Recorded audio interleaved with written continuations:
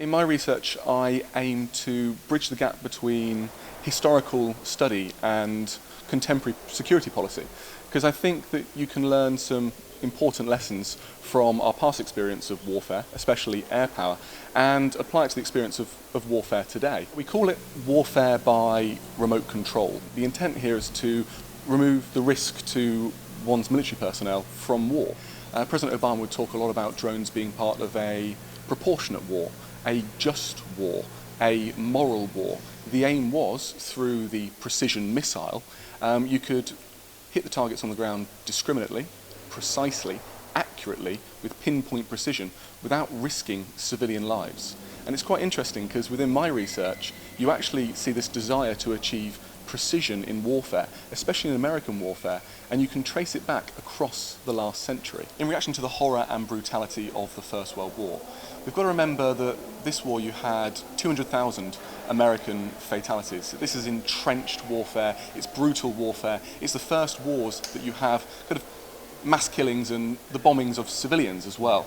And after the war finishes and during the kind of progressive interwar period, where the British and Germans continued to focus on developing area bombing, the whole idea that in order to destroy something, you have to destroy everything.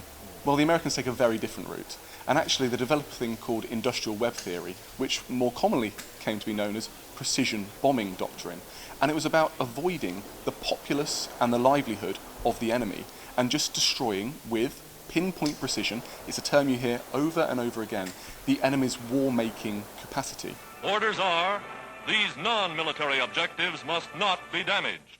And the whole point of this was to reduce the cost to enemy civilians on the ground, so there was a moral aspect there, but also to weaken the teeth of your enemy.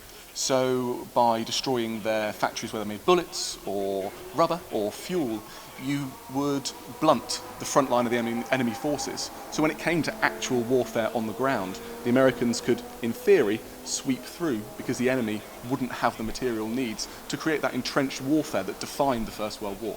But the the US Air Force wasn't fully established until kind of after the Second World War. It was the Army Air Service, and they were an integral part of the US Army.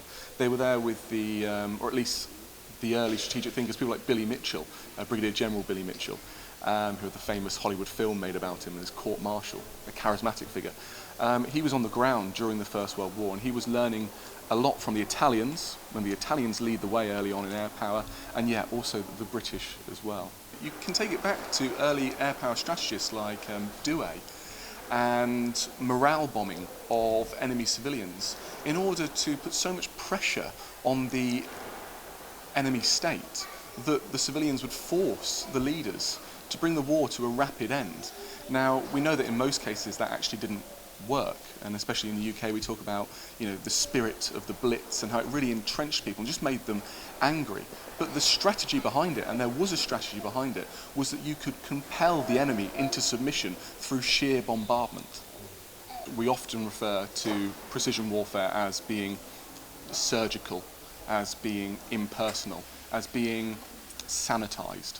But then there's a whole other side to it as well, because this is a type of warfare that has weapons which are ubiquitous, flying over countries, communities, peoples, and influencing their daily lives. So to them, it's not so impersonal, and it's not so sanitized. There's a looming threat of a drone overhead at all times. And there's also emerging research now, as we're well past the first decade of drone warfare, where you're having interviews with drone pilots.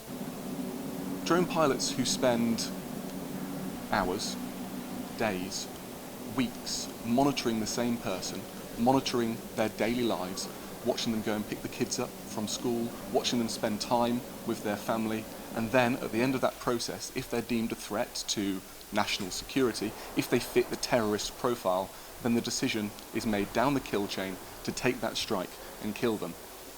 That's pretty personal, and that's something relatively new to warfare. In my research, I can sometimes be guilty of pushing this precision as being a very dominant narrative. And I think at times it is, especially under Obama, in more recent history, but especially after the First World War as well. However, there is a dichotomy that exists and debates that are constantly happening about whether or not precision is the right path to go down, or there should be a more destructive air power strategy.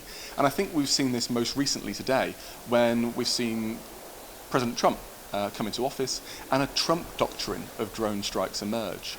Now, President Trump has, during his campaign, talked a lot about blowing up the families of terrorists. He's been a bit more explicit than that as well. And actually that's translated quite rapidly into policy.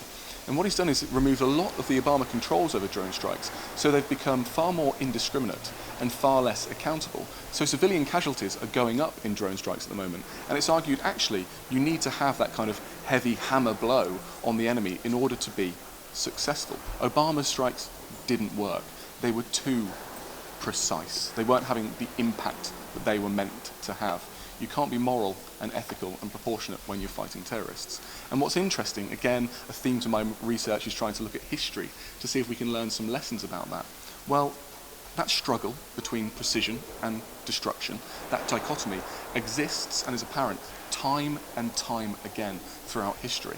So when the Americans pushed for precision bombing after the First World War, they invest in something called the Norden bombsight, and they invest heavily in the Norden bombsight. We're talking 1.5 billion, we're talking Manhattan scale investments. The idea is that the bombsight could be put into the bombers and allow them to achieve that pinpoint moral, ethical precision that they want. Now, the problem is that it's tested in interwar conditions, not proper wartime conditions, and it works perfectly. They talk about hitting the mailbox on the corner, they talk about pinpoint precision. They're pretty happy with themselves. However, during the Second World War, in wartime conditions, the Norden bombsight struggles to see through cloud, and there's some clouds when you're flying, and it can't see through smoke. And when you're bombing the enemy, there's a little bit of fire, and there's quite a lot of smoke. So it turns out actually you can't hit the broadside of the barn door, and you're dropping bombs with so-called precision, but you're not hitting any of the targets. And the British struggle with the Americans, and they're saying, look, you've got all these resources, let's just adopt an area bombing strategy. And people like Churchill meet with General Arnold, and a lot of debates take place. And the Americans persist, and they really want to get this right and get it working. They've sacrificed a lot and invested a lot.